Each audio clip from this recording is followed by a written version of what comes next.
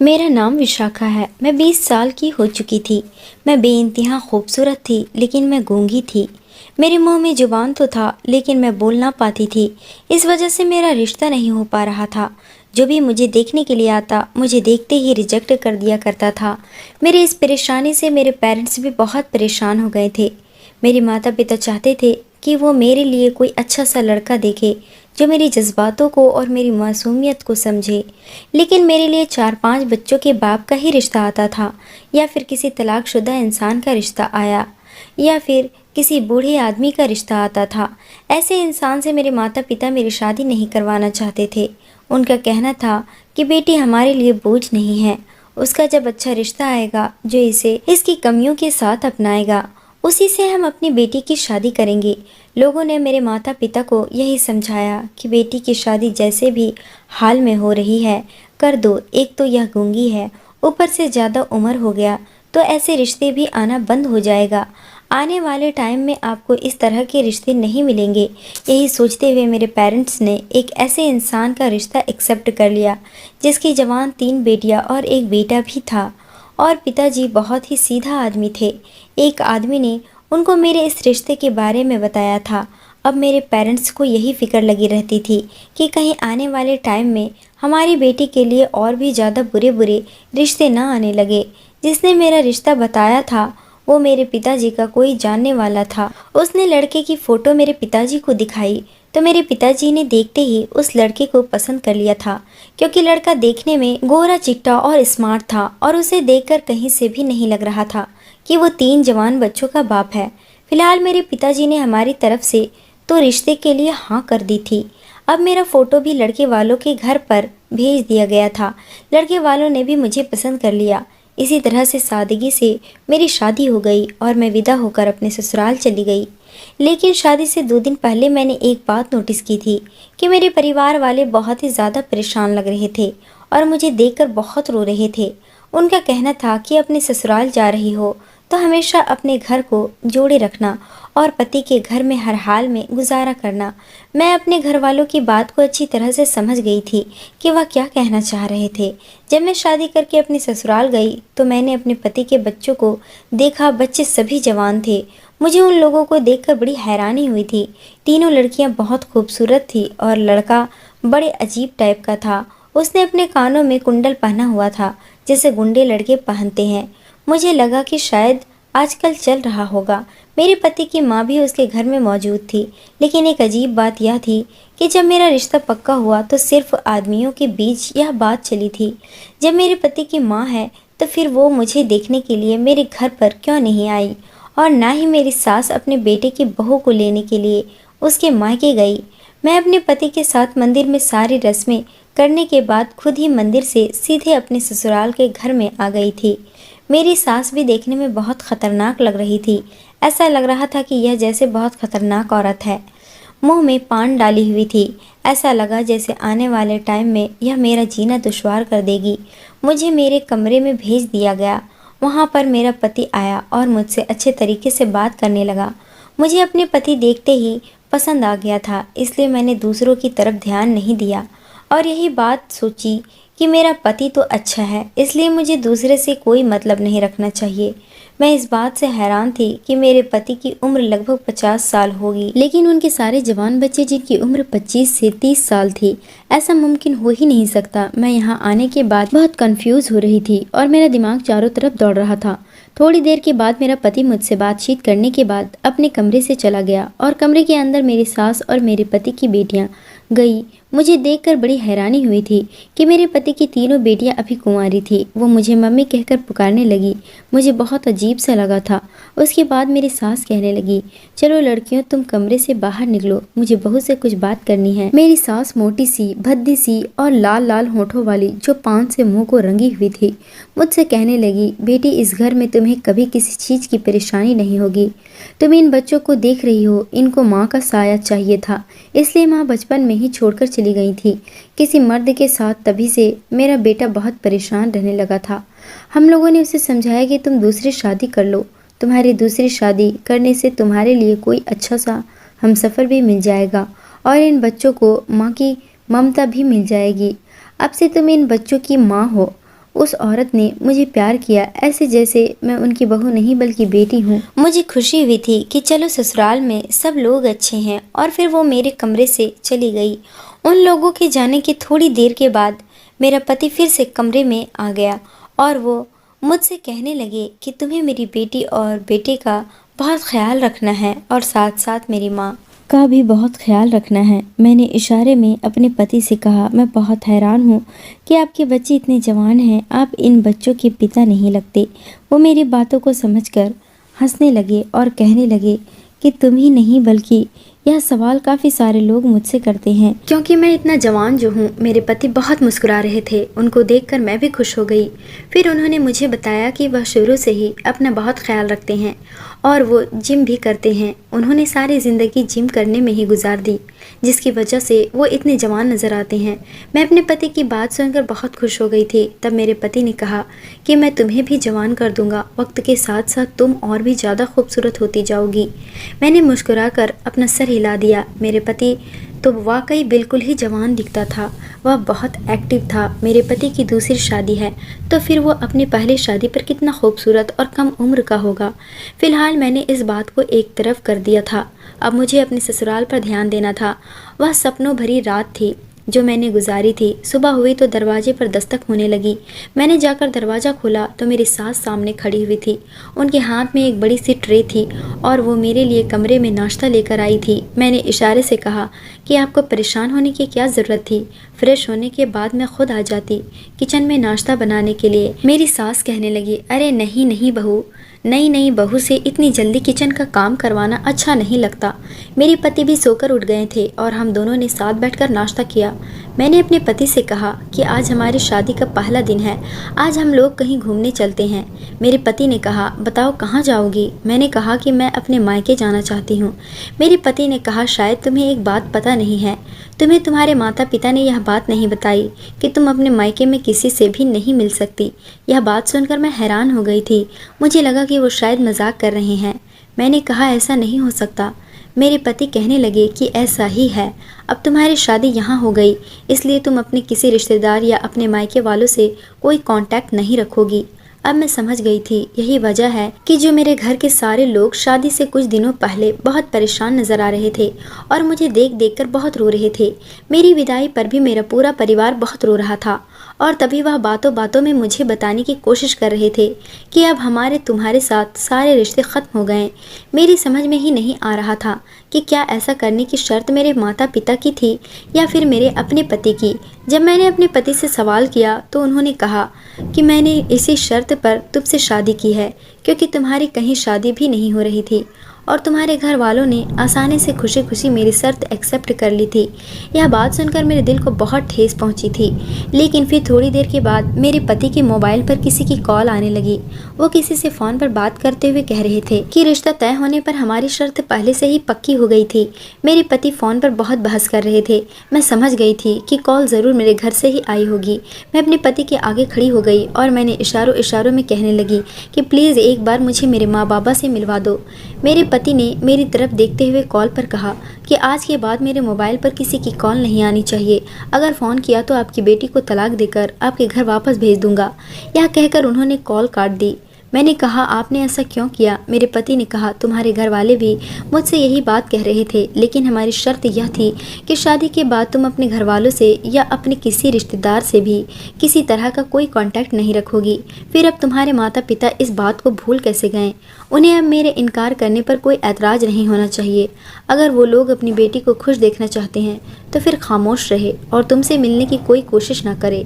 यही उनके लिए बेहतर होगा। अपने पति का ऐसा रूप देखकर मैं बहुत ज़्यादा डर गई थी। मेरे पति ने कहा कि इस घर में मेरी माँ है, मेरी बेटियाँ हैं और एक बेटा है। तुम उन सबके साथ रहो और उनका ख्याल रखो, यही तुम्हारा कर्तव्य है। मैंने कहा, जो एक पत्नी का फ़र्ज़ होता है मैं वो सब कुछ करके दिखाऊंगी। मैं आपकी बेटियों की माँ भी बन कर दिखाऊंगी। लेकिन एक बेटी को अपने माता पिता से अलग ही लगाव होता है, कोई उनकी जगह नहीं ले सकता। आप प्लीज़ एक बार मेरे माता पिता से मिलवा दो। मैं आपका एहसान ज़िंदगी भर नहीं भूलूंगी और एक बार मिलने के बाद दोबारा उनसे मिलने की जिद भी नहीं करूँगी। आपने उनसे इस तरह से बात की, उन लोगों को कितना बुरा लगा होगा। मेरे पति ने मेरी कोई बात नहीं सुनी और मैं रोती हुई खामोशी से कमरे के अंदर आ गई।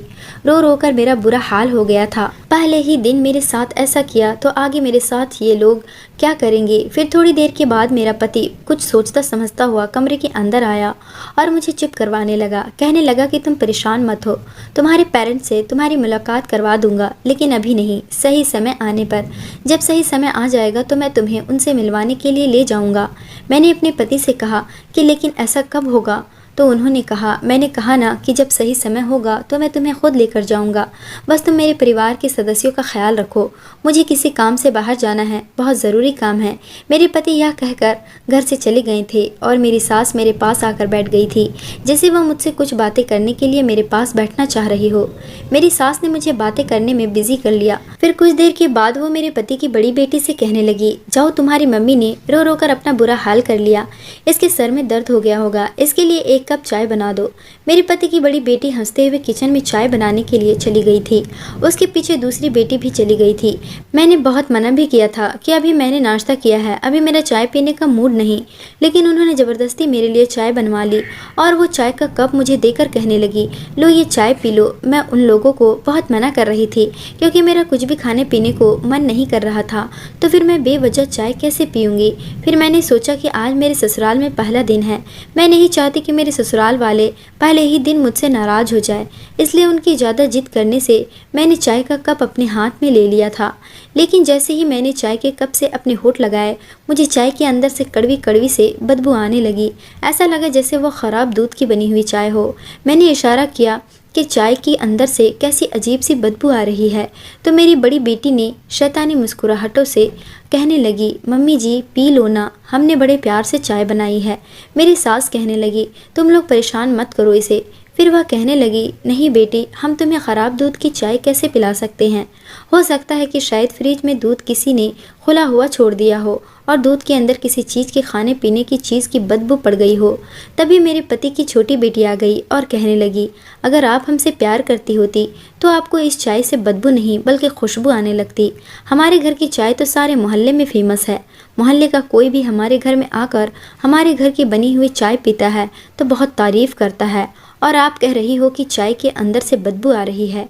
मैं मजबूरन वह चाय पीने लगी थी। चाय पीने में तो अच्छी थी, मगर इसमें से किसी दवाई की बदबू आ रही थी। वो सब लोग मुझे चाय पीता हुआ गौर से देखने लगे, जैसे मैं कोई चाय नहीं बल्कि दवाई पी रही हूँ। चाय का कप पूरा फिनिश करते ही उन सब ने मेरी तरफ इस तरह से देखा जैसे मेरे साथ कोई बड़ी प्रॉब्लम होने वाली हो। फिर वो सब मेरे कमरे से चली गईं और मेरा सर अचानक भारी भारी सा होने लगा। मुझे बहुत अजीब सा महसूस होने लगा था। मैंने कमरे में रखी गिलास को ज़ोर ज़ोर से बजाने लगी। मुझे पता था कि कोई ना कोई इस आवाज़ को सुनकर मेरे पास ज़रूर आएगी। फिर मेरे पति की छोटी बेटी ने आवाज़ सुन ली, लेकिन फिर भी मेरी आवाज़ सुनने के बाद भी वो मेरे करीब नहीं आई। मुझे ऐसा लग रहा था जैसे पूरा कमरा गोल गोल घूम रहा है और बस मैं बेड पर लेट गई। लेटने के बाद मेरी आंखें बंद हो गई। उसके बाद मुझे नहीं पता चला कि मेरे साथ क्या हुआ। फिर मेरी आंख तब खुली जब रात के 9 बज रहे थे। मैंने देखा कि कमरे में कोई भी हलचल नहीं थी। कमरे की लाइट भी बंद थी। बिल्कुल अजीब सी खामोशी छाई हुई थी। जैसे ही मैंने बेड के ज़मीन पर कदम रखा, अचानक मुझे कमज़ोरी महसूस होने लगी। मुझे चक्कर से आने लगे और मेरे पेट में दर्द महसूस होने लगा। ना जाने ये सब कुछ मेरे साथ क्यों हो रहा था। मैंने सोचने की कोशिश की तो मेरा ध्यान गया कि मैंने सुबह की 10 बजे चाय पी थी और उसके बाद ही मैं सो गई थी और अब जाकर मेरी आँख खुली थी। आखिर ऐसा कैसे हो सकता था? मैं इतनी देर तक कैसे सो सकती थी? इसका मतलब ये था कि मैंने आज अपने ससुराल का पहला दिन सोते सोते ही गुजार दिया था। मैं अपने कमरे से बाहर निकली तो पूरे घर की लाइट बंद थी। टॉर्च की रोशनी से लाइट का बटन ढूंढने की कोशिश कर रही थी। तभी अचानक किसी ने मुझे खींचकर दूसरे कमरे के अंदर धकेल दिया।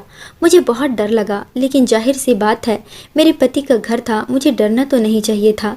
मैंने चिल्लाने की कोशिश की, पर जिस इंसान ने मुझे दबोचा हुआ था उसने मेरे मुँह पर हाथ रख दिया।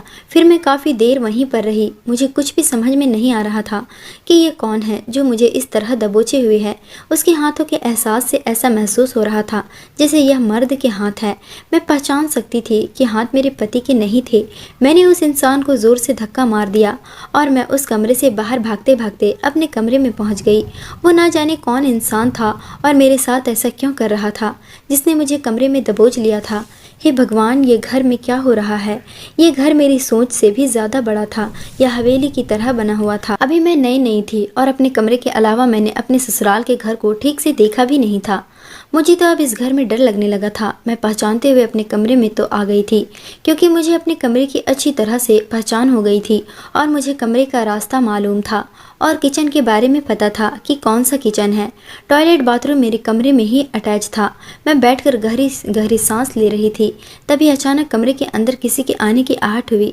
जैसे ही मैंने पलटकर देखा, कमरे की लाइट फौरन जल गई। मैंने देखा कि मेरा पति सामने खड़ा हुआ मुस्कुरा रहा था। उन्होंने मेरी तरफ देखा तो कहने लगे, क्या हुआ तुम्हें? तुम इतनी डरी हुई क्यों हो? मैंने अपनी गूंगी जुबान से कहा, आप कहाँ गए थे? मैं बहुत डर गई थी। मेरे पति कहने लगे, अरे भाई क्यों डर गई थी? यह मेरा घर है, कोई भूत बंगला थोड़ी है जो डर गई थी। मेरे पति अंदर आते हुए कहने लगे, मैं तुमसे कहकर गया था मुझे कुछ काम है, मैं थोड़ी देर में आ जाऊंगा, पर जब मैं आया तो तुम सो रही थी। उसके बाद मैं अपनी बेटियों और माँ से बातें करने बैठ गया था। मैंने जल्दी से अपने पति का हाथ पकड़ लिया। उन्होंने कहा कि तुम परेशान क्यों होती हो? मैंने उनके पास जाकर उन्हें समझाया कि मुझे किसी ने दबोच लिया था। इस तरह से उस कमरे में कौन था? मेरे पति ने कहा, अरे उस कमरे में मैं ही था। तुम्हें क्या लगा कि किसी और ने आकर तुम्हें दबोच लिया? भला मेरे घर में मेरे अलावा कौन आएगा? ये पूरा घर मेरा है। इस घर में मेरी बेटियां रहती है, मेरी माँ रहती है और मेरा बेटा रहता है। मेरा बेटा सारा दिन नौकरी पर रहता है, सिर्फ रात को ही सोने के लिए घर आता है, और वो भी 11 बजे से पहले वह कभी नहीं आता। और अभी तो 10:30 बज रहे हैं, तो फिर मैं ही था जिसने तुम्हें दबोचा था। मैंने कहा, अगर आप थे तो आपने मुझे बताया क्यों नहीं? आपको पता है ना कि मैं कितना डर गई थी। यह बात सुनकर मेरे पति जोर जोर से हंसने लगे। वो कहने लगे, मैं तुम्हें डरा ही तो रहा था। मेरे पति ने इस तरह से मुझे समझाया जैसे मुझे जिसने दबोच लिया था और जिसने धक्का दिया था वो कोई और नहीं, मेरे पति ही थे। फिलहाल मैंने उनकी बात पर यकीन कर लिया था और मैं बेफिक्र हो गई थी कि चलो यह मजाक मेरे पति ने ही मेरे साथ किया था। अब जब वो खुद अपनी मजाक को एक्सेप्ट कर रहे थे तो फिर मुझे ज़्यादा सोचने की ज़रूरत भी नहीं थी। हो सकता है कि मुझसे अपने पति को पहचानने में गलती हो गई हो, क्योंकि अभी मैं उनके साथ एक दिन भी नहीं रही थी। मेरे पति ने आते ही मुझसे कहा कि चलो तुम खाना खा लो। मैं तो खाना खा चुका हूँ। मैंने कहा, मुझे कुछ खाने का मन नहीं है, लेकिन मेरे सर में कुछ दर्द हो रहा है और मुझे ऐसा लग रहा है जैसे शरीर में बहुत कमज़ोरी है। मेरे पति ने कहा कि चलो ठीक है, मैं तुम्हारे लिए चाय बना कर लाता हूँ। चाय पीने से तुम्हारे सर का दर्द ठीक हो जाएगा। मैंने अपने पति से कहा कि नहीं, मैं इतनी ज़्यादा चाय नहीं पीती, मेरी चाय पीने का मन नहीं कर रहा। तो मेरे पति कहने लगे, चलो फिर मैं तुम्हारे लिए कॉफ़ी बना देता हूँ, उससे तुम्हारी कमज़ोरी भी कम हो जाएगी। मैंने अपने पति से इनकार कर दिया। मैंने ना में सर हिला दिया, पर अजीब बात ये थी कि मेरा पति भी मेरे लिए ज़बरदस्ती कॉफ़ी बनाकर लेकर आया। मैंने कहा, मैं कुछ नहीं खाना चाहती और ना ही कुछ पीना चाहती हूँ। ना जाने क्यों ससुराल में आने के बाद मुझे भूख प्यास कुछ भी नहीं लग रही थी। मेरे पति ने कहा, मुझे तुम्हारी कोई बात नहीं सुननी, तुम अपनी सेहत का ख्याल रखो, इसलिए मैं तुम्हारे लिए कॉफ़ी बना कर लाता हूँ। तुम्हें मेरे हाथ की बनी हुई कॉफ़ी पीनी ही पड़ेगी। मुझे अपने पति की बात बहुत अजीब लगी थी, लेकिन फिर मैंने कॉफ़ी पी ली और वैसा ही हुआ जैसा मेरे साथ आज सुबह हुआ था। मेरी आंख लग गई और मैं अगले ही दिन सोकर उठी। अब लगता था जैसे कोई कॉफ़ी नहीं थी, बल्कि कोई ऐसी चीज़ थी जिसे पीकर मुझे नींद आ गई थी। जब मैं सुबह सोकर उठी तो मुझे बहुत गुस्सा आ रहा था, क्योंकि अब की बार जब मेरी आंख खुली तो सुबह के 10 बज रहे थे। मैं इतना ज़्यादा कैसे सो सकती थी? बस यही सोच सोच कर मेरा दिमाग ख़राब हो रहा था। अब इतनी नींद तो इंसान को नेचुरल तौर पर तो नहीं आ सकती। मैं खामोश हो गई थी और मैं जान गई थी कि मुझे लोग कुछ न कुछ तो ऐसा मिलाकर पिला रहे हैं जिसकी वजह से मुझे इतनी ज़्यादा नींद आ रही है और मेरे अंदर कमज़ोरी का एहसास बढ़ता चला जा रहा है। मैंने सोच लिया था कि अब मुझे किसी की दी हुई कोई ना तो खाना खानी है और ना ही पानी पीनी है। मैं खुद अपने हाथ से बना हुआ खाना खा लूँगी। मैंने ऐसे ही किया। अगले दिन सुबह जब मैं उठी तो मैंने सारे घर के काम खुद कर लिए थे, क्योंकि घर में हमेशा की तरह अजीब सी वीरानी और खामोशी छाई हुई थी। इस खामोशी में किसी से मैं आखिर क्या बात कर सकती थी? मेरी सास और मेरे पति की तीनों बेटियाँ अपने कमरे से बाहर नहीं निकलती थी। मेरे पति और उनका बेटा, जो कि मेरा भी बेटा, कहलाएगा। हालांकि मेरे पति की बेटियां और बेटों से मैं छोटी थी, वो सब तो मुझे बड़े लगते हैं। बेटा सुबह को नौकरी करने के लिए निकलता तो रात को ही घर में घुसता था। इसी तरह से मेरे दिन गुजर रहे थे। लेकिन इन सब में एक अजीब बात ये थी कि इतना ध्यान रखने के बावजूद भी मेरी नींद का आना कम नहीं हुआ था। मैं जब भी सो रही थी इतना ज़्यादा ही सो रही थी कि जिसकी कोई हद नहीं थी, और मेरी हालात दिन ब दिन बिगड़ती चली जा रही थी।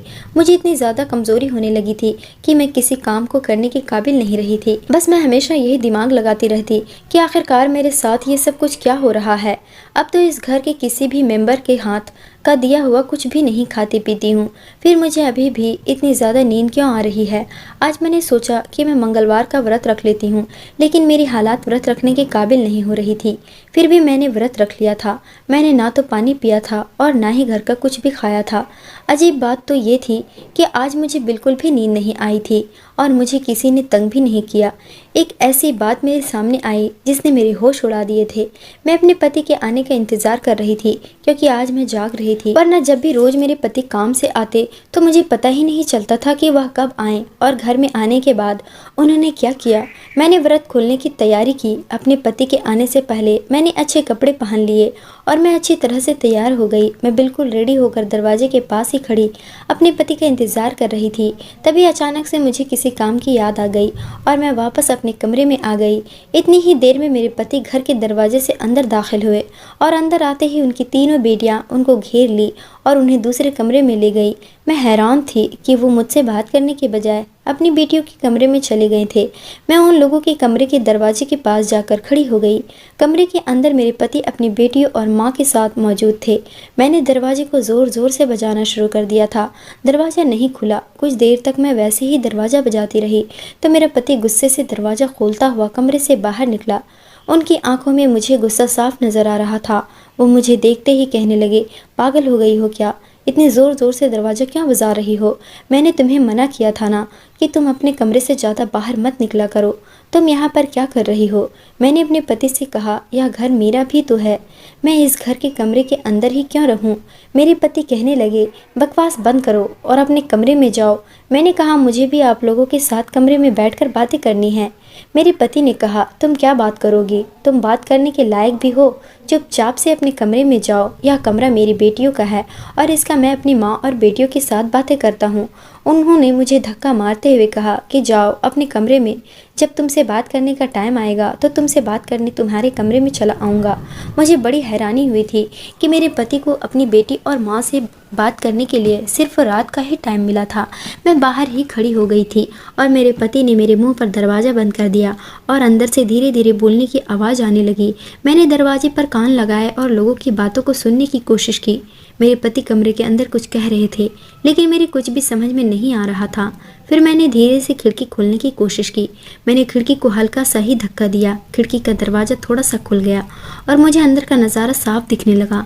मैंने अंदर देखा तो अंदर लगभग 7 लोग मौजूद थे। 3 मेरे पति की बेटियां थी और एक औरत जो कि मोटी थी। उनको तो मैं दूर से ही पहचान सकती थी, वो मेरी सास थी। और एक मेरे पति का बेटा भी मौजूद था। लेकिन हमारे घर में तो सिर्फ 5 मेंबर हैं। यह छठा इंसान कौन था? मैं इस इंसान को पहचानने की कोशिश कर रही थी लेकिन मेरी कुछ भी समझ में नहीं आ रहा था। मैं हैरान हो गई थी कि आखिर ये घर में क्या चल रहा है। मैंने देखा कि मेरे पति को वो लड़का नोटों की गड्डी दे रहा था। मुझे उस लड़के का चेहरा ठीक से दिखाई नहीं दे रहा था। मैं खामोशी से अपने कमरे में आ गई थी और सोचने लग गई थी कि आखिर इस घर में क्या हो रहा है। तभी थोड़ी देर के बाद मेरे पति कमरे के अंदर आ गए और मुझसे प्यार से बात करने की कोशिश करने लगे। लेकिन एक अजीब बात यह थी कि उनके हाथ में कॉफ़ी का कप था। वो मुझे बहला फुसला कर यह कॉफ़ी पिलाना चाहते थे। उन्होंने कहा कि ये लो, कॉफ़ी पी लो, तुम्हारा मूड ठीक हो जाएगा। मैंने ना में सर हिला दिया। मेरे पति मेरा हाथ पकड़ते हुए कहने लगे कि मुझे माफ़ कर दो, मैंने तुमसे इस तरह से बिहेव किया। वो आज मुझे काम का स्ट्रेस कुछ ज़्यादा ही हो रहा था, इसलिए मैंने अपना गुस्सा तुम पर निकाल दिया। मैंने अपने पति को यह नहीं बताया कि मैंने कमरे के अंदर जो कुछ हो रहा था वो सब कुछ देख लिया था। मैं खामोशी से ही बैठी रही लेकिन मेरे पति मुझे कॉफ़ी पिलाने के लिए ज़बरदस्ती करने लगे। मैंने अपने पति को गुस्से से देखा। आखिर इस कॉफ़ी और चाय का क्या महत्व है? मैं सब कुछ अपनी मर्जी से खाती पीती हूँ लेकिन इस घर में ज़बरदस्ती मुझे यह सब कुछ क्यों पिलाया जाता है? कहीं ऐसा तो नहीं कि कॉफ़ी में कुछ ऐसा मिला हुआ है जिससे आप मुझे बेहोश करना चाहते हैं या फिर मारना चाहते हैं? मेरे पति ने कहा कि तुम पागल हो गई हो, मुझे तुम्हारी फिक्र है, इसलिए मैं तुम्हारे लिए कॉफ़ी लेकर आया हूँ। भला मैं तुम्हें बेहोश क्यों करना चाहूँगा? तुम घर के कामों पर ध्यान दो। वैसे भी घर के कामों के लिए एक नौकरानी की ज़रूरत है। तुम कल से घर के सारे काम करोगी। तुम्हें ज़्यादा फ्री रहने की आदत हो गई है, इसलिए तुम्हारे दिमाग में उल्टे सीधे ख्याल आने लग जाते हैं। मैं समझी थी कि मेरे पति शायद मुझे धमकाने के लिए सब कुछ कह रहे हैं, लेकिन फिर उन्होंने कहा कि तुम मुझे मजबूर करती हो ऐसी बातें करने पर। मैं तुमसे बहुत प्यार करता हूँ। मुझे पता है आज तुमने व्रत रखा हुआ है, मैं इसलिए तुम्हारे लिए कॉफ़ी बनाकर लाया था, लेकिन तुमने मुझे नाराज़ कर दिया। अब मैं तुमसे बात नहीं करूँगा। अपने पति की इतनी प्यारी बात सुनकर मेरा दिल नर्म हो गया था और मैंने उनके हाथ से कॉफ़ी का कप ले लिया और कहा कि आप परेशान मत हो, मैं कॉफ़ी पी लेती हूँ। मेरी यह इशारा सुनकर मेरे पति बहुत खुश हो गए, लेकिन यह मेरी सबसे बड़ी गलती थी। मैंने जैसे ही कॉफ़ी पी उसके बाद मुझे अजीब सा नशा चढ़ने लगा और फिर से मैं बेहोश हो गई। उसके बाद फिर मेरे साथ वही हुआ जैसा हर बार होता आया था। मैं अपने पति की बातों में आ गई थी। ज़रूर अब तो कुछ न कुछ गड़बड़ थी। मुझे अब गड़बड़ का एहसास होने लगा था। सुबह मेरी आंख अगले दिन 9 बजे खुली। मेरे पेट में बहुत दर्द हो रहा था और मेरा सर बहुत भारी भारी हो रहा था। अगले दिन जब मैं अपने कमरे से बाहर निकली तो मैं खामोश रही। मेरे पति काम पर जा चुके थे। मेरी सास ने मुझे घर के सारे काम करने के लिए कहा। उन्होंने कहा कि बहू, अब तुम्हारी शादी को काफ़ी दिन हो गए। मैं चाहती हूँ कि अब घर की सारी जिम्मेदारी तुम अपने कंधों पर ले लो। मुझे घर के काम करने में कोई ऐतराज़ नहीं था, इसलिए मैं खामोशी से सब कुछ करने लगी। मेरे पति की तीनों बेटियाँ जवान थी, लेकिन वो घर के किसी काम को हाथ नहीं लगाती थी और मेरी सास भी एक तरफ को बैठ कर सिर्फ पान खाती रहती थी और उनकी नज़र मुझ पर ही रहती थी। मुझे यह औरत शुरू से ही बड़ी अजीब लगी थी। इसे देखकर कहीं से भी नहीं लगता था कि मेरे पति की माँ है। एक दिन मैं कपड़े धो रही थी। मैंने देखा कि मेरे पति का बेटा मुझे बड़ी अजीब अजीब नज़रों से घूर रहा था। उसको देखकर मुझे बहुत अजीब लगा, इसलिए मैंने अपने पेट को साड़ी से ढक लिया।